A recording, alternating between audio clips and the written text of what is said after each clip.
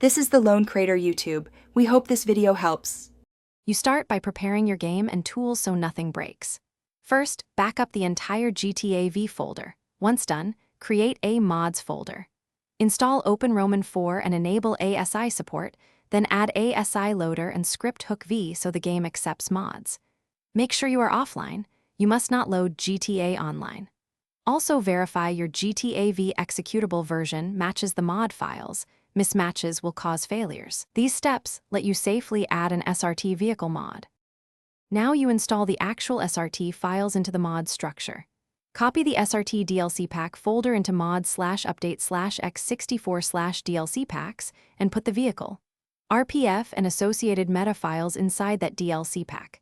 Once copied, open mod/update/update, RPF/common/data/dlclist, XML, and add an entry for your new pack so the game loads it, then save. Next, confirm vehicle names in vehicles, meta, and handling. Finally, you spawn and verify the SRT in single player.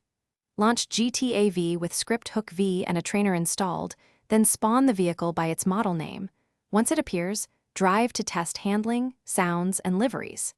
If the car is invisible or crashes, make sure you spelled the DLC pack and model names correctly, confirm the meta files are in the right folders, and verify the game version matches the mod.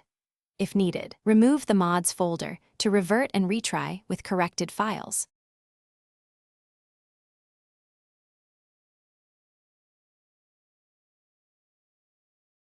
Thanks for watching. Consider subscribing if we helped you.